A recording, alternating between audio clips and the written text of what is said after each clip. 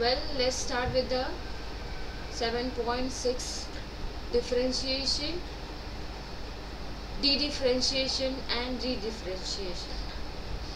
So here we are talking about differentiation. Point number 8.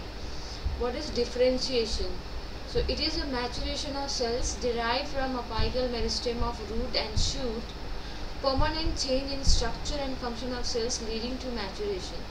So they are telling that it's a maturation of cell. Cell becomes mature, which are present at the apical meristems of the root and shoot. Okay, and they undergo for permanent change. So once they undergo for permanent change, they start performing particular type of function. So they attain a maturity in case of their form, their size, also in their functions. That's called a structure and function. So this is called differentiation. So during cell differentiation, what happens during when the cell is differentiated, when it is attaining a permanent size and going to perform a special functions. So how we come to know? So they are telling it undergoes two major anatomical and physiological changes.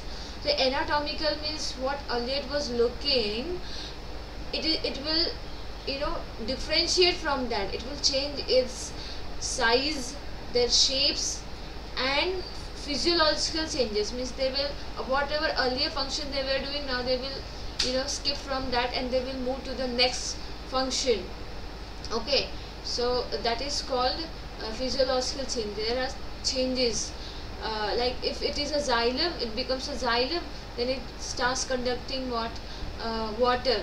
If it's phloem will starts conducting food from the synthesized place to the wherever in all parts of the plants it is required. Okay, for example, here it is given parenchyma in hydrophytes develops large schizogenous interspaces. Schizogenous means it is a chain type and it is lighter in weight, and interspaces for what? For mechanical support. Okay, buoyancy and aeration. Buoyancy means property of floating on the surface of water. Aeration means if certain kinds of cells, if their interspaces are filled with the air, if air spaces are there, then they are able to buoyant on the surface of water. So the maturation is at the cost of capacity to divide and redivide.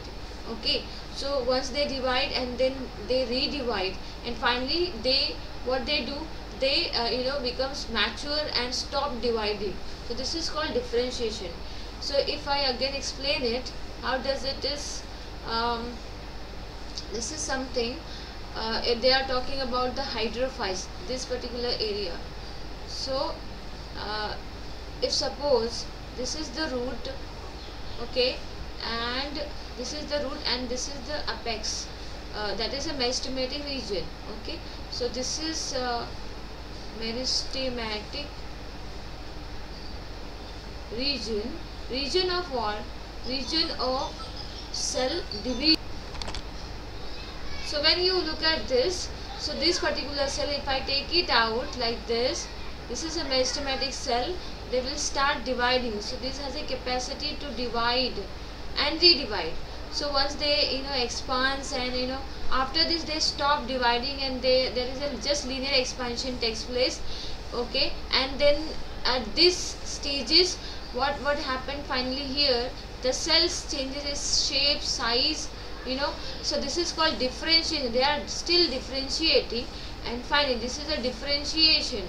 Now differentiation is happening. So as long as the differentiation happen and cells are pushed here in upward directions, okay, these cells attain a permanent size and shape and also starts performing a function. So if they are performing a function, they are they are forming a xylem, and this is a phloem. So if I call this as a phloem, right, and this if I say that this is a xylem, okay, so they have to accordingly change and make that that kind of rigid and supporting cells taking xylem has a perforated cell wall. So that kind of cells they have to make. And tube phloem, they have sieve plates, and they have companion cells. So all these cells have to they have to form, and they have to attain that particular size, so that this phloem can only do the function of conduction of food and transportation of food to different parts of the plants. So this is what it is. Okay, now here they are talking about the hydrophytes. So when we are talking about the hydrophytes, in hydrophytes, this particular parenchymatous cells, they are there. Earlier it is looking like this. This is a parenchymatous cells with the they have a thin cytoplasm. They have a large cytoplasm but thin, and they have a thin cell wall. So if this is a upper leaves, okay, now if the same very cell has to go for maturation and to perform special functions, so they will be attained like a schizogenous means chain like structure, and they have to form a structure like this. Okay, like this, they have to be elongated like this, so they have to be little spongy. So here this is called a air spaces. So they have to arrange themselves like this, so that air spaces should be there. Okay, and they should be able to beyond or remain floated onto the surface of water. So this is what it is. Okay, so this is air spaces again, right? So this is air space. So here they have arranged themselves, so further they are not going to divide. Okay, so here they have changed themselves. This is a parenchymatous cells. Yeah, so and also why they form a chain like structure?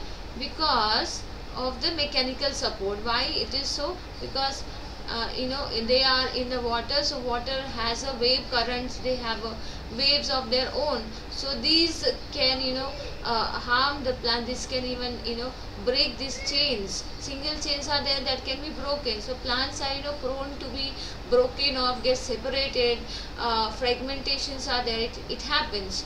So this is what in order to protect themselves and be in a proper way on the surface of water. So that is for the mechanical support. So this is the differentiation. Now we'll go to the next.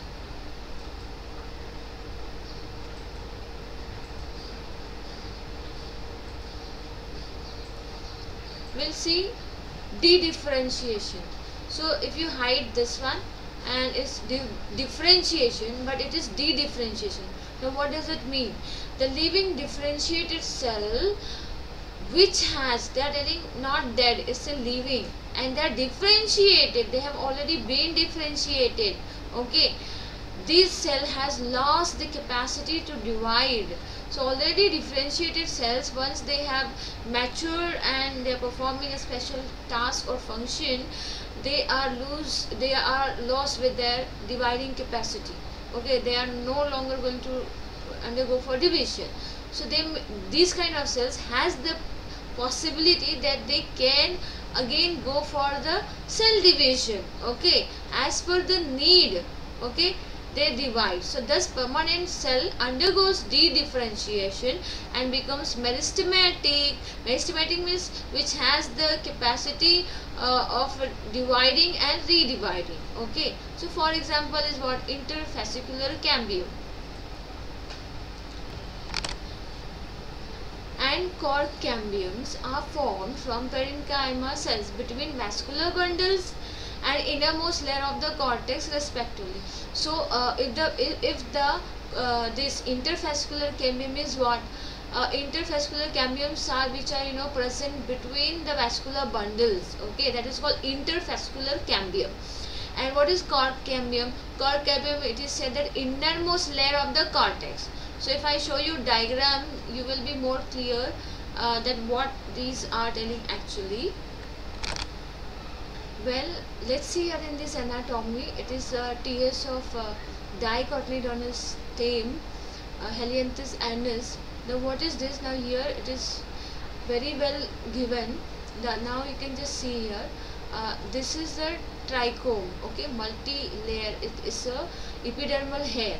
Now this very special layer is called first layer is this one is called epidermis, followed by this is the colon chimatous cell, which is also parenchymatous cells. This is the thin now. This one is a parenchymatous cell. All these cells, no, these cells are ground tissue. You can say this is a parenchymatous cell, which is spherical or circular in shape, and they have intercellular space. This is the parenchymatous cells. These have been derived from the meristematic cells. So now they are differentiated. Now this is a ground tissue. Why it is called? Because from this tissue all these other cells, other kind of cells, in order to perform a special function, these have been derived. So this is the oil glands. Now when we talk about cambium, okay, interfascicular cambium. So this is a vascular bundle. This is one vascular bundle, half it is shown here. This is more than half. So this taking entire this region, this is a one vascular bundle. Okay, what is vascular bundle is consist of? It consists of the phloem, cambium and metaxylem. That is a xylem. So this is called vascular bundle. Okay, phloem, cambium and metaxylem. Okay, and wood parenchyma is, which is also part of xylem, which is a dead lignified cells. Okay, so that is a wood parenchyma, or it is a sclerenchymatous. Okay, so this is a pith, which is a living tissue. So what is our target is what is the interfascicular cambium, so which is present the cells. This is just see these are consequently arranged and in a particular shape, like this is very transparent and they are thin. These are very they are in very conjugated manner, they are arranged like this. Okay, this is a cambium cell. This is a cambium cells. So this is once divided, it loses its capacity to divide. But they are telling that's called a differentiation. Here, if it is de-differentiation is taking place, means what? It happens like this very cell.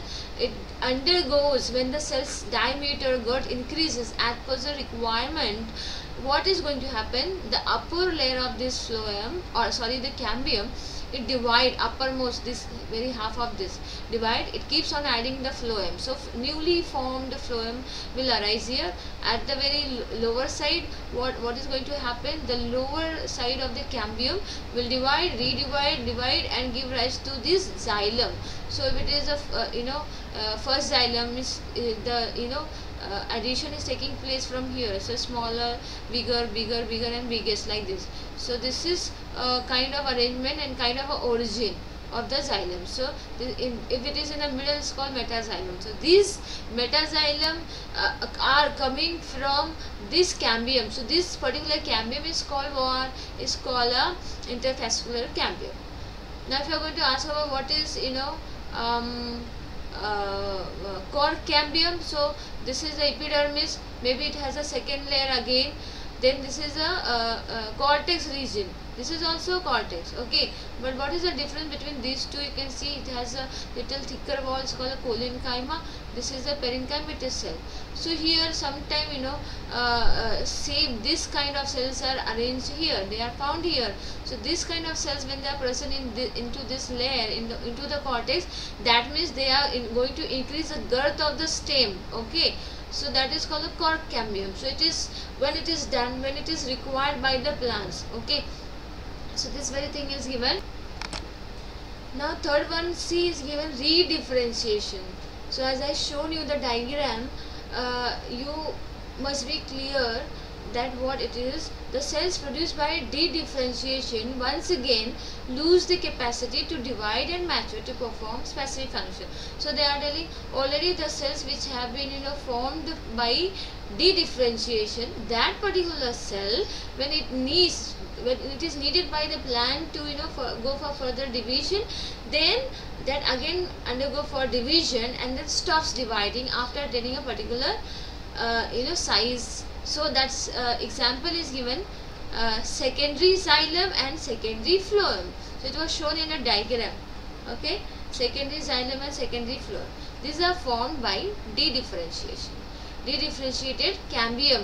Okay, so cambium was already formed by de-differentiation, and from that very cambium the second type of vascular bundles are formed. So this is called redifferentiation.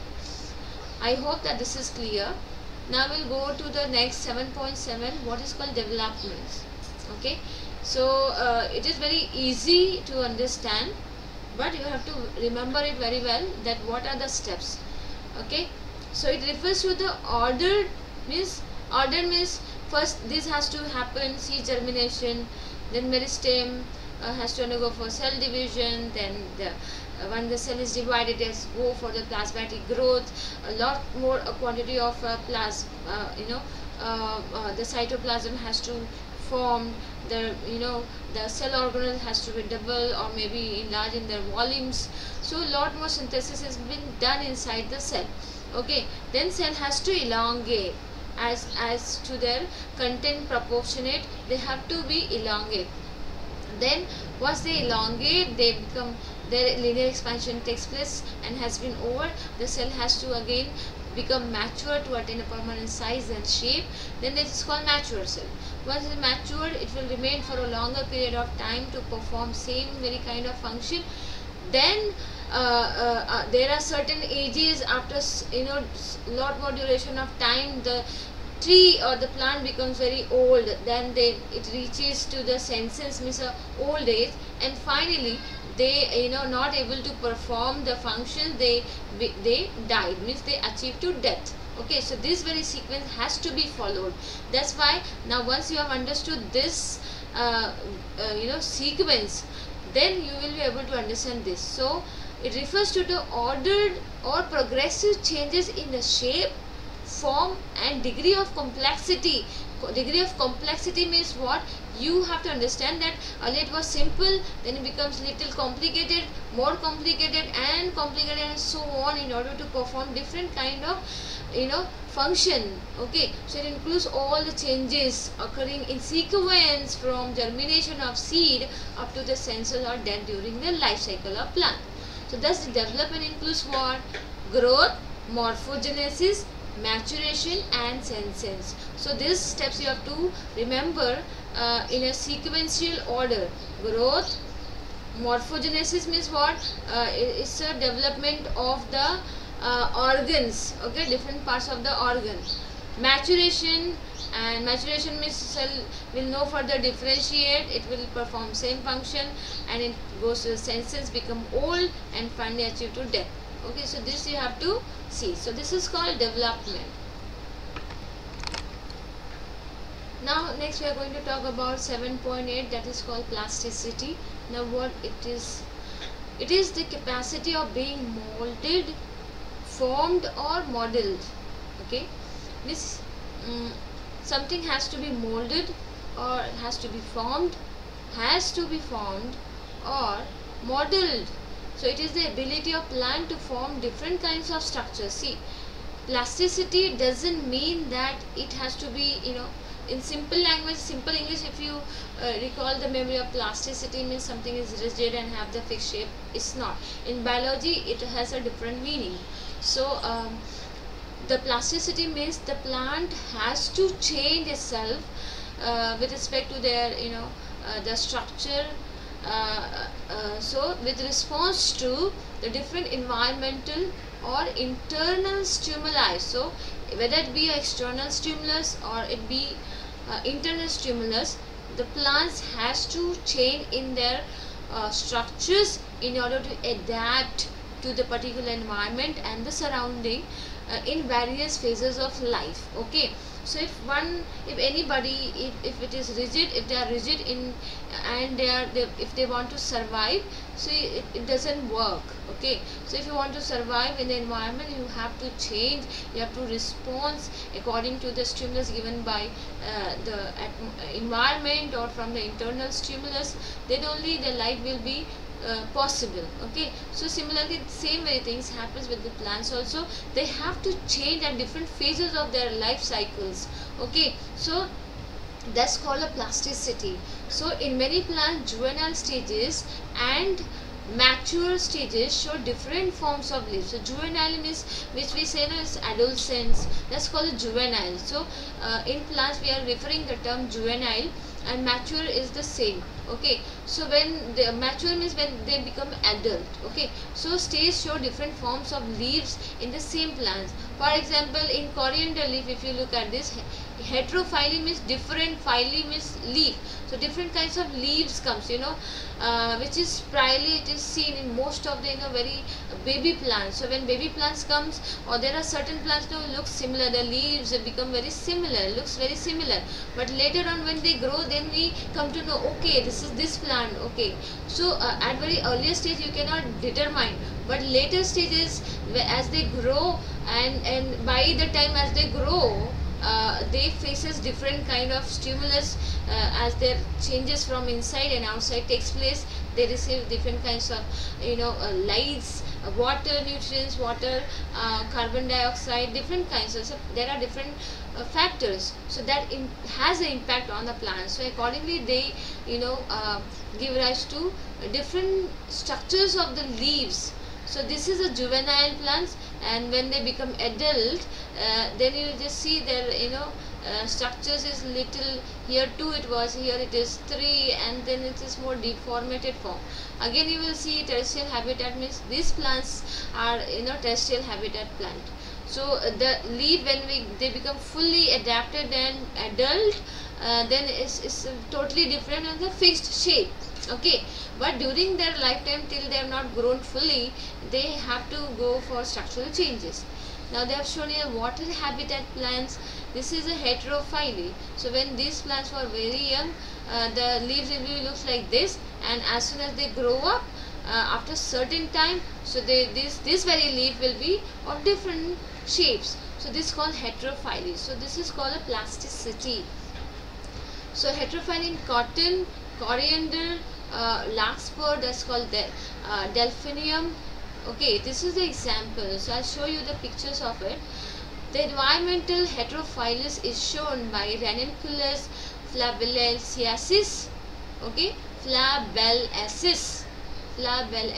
This is the very name. You have to pronounce it. That's called a buttercup. Okay, so the intrinsic plasticity is found in the coriander and cotton. Heterophyly is exhibited in the same plant in different growth phases or under different environmental conditions. So this is what about this thing, heterophyly, that's called a plasticity. Now look at this. This is a cotton plant or cotton leaf. So at this earlier stage, this is called earlier stage, juvenile stage, you will just see this very single leaf. Okay, but as soon as it grows up little gradually, so what you are going to see, pentamerous, 1 2 3 4 5, this kind of shape will come. This is like at middle stage, but this is also called at a juvenile, you can say it. Now this very leaf is the same leaf of the cotton. So see the differences, that plasticity means this has to keep on changing from this stages to this stage. So just see this very origin. Look at here, this is one, how many midribs are there? 1 2 3 4 5. Same way you can count here, 1 2 3 4, and fifth one, this gets changed. So this is another leaf, but it's of the same species. So just see how heterophyly do exist, and this is called plasticity. This is larkspur leaf. See the heterophyly, this very single leaf. Now this is bifurcated, again they are bifurcated. So this is the larkspur, or it's called delphinium leaf, right? This is Ranunculus flabellaris or flabellaris. Okay, so this is quite aquatic plants. You can see the leaf, and this is also well known as a buttercup. So it has a yellow flower. So this is leaf. So you just see the their leaf structure. This is another plant. Don't go to this. This is the very original plant. This is again the same plants, Ranunculus flabellaris. See the leaves, it is taken on hand. Now you can clearly see it and you can well recognize it. Again, it's the same plant, but there are different species. Ranunculus, Schis, Colletzii, and Ranunculus flabellaris. Okay, so you just see same plants here. Their leaves are like this, but when they are at juvenile stage, the leaves are like this. As they grow up, mature, the leaves becomes of different shapes. So this is another species, this is another species. You can see very much variety into this species. Now I hope that you are very much aware what is called plasticity and what is heterophyly. Okay, so we'll continue into next video.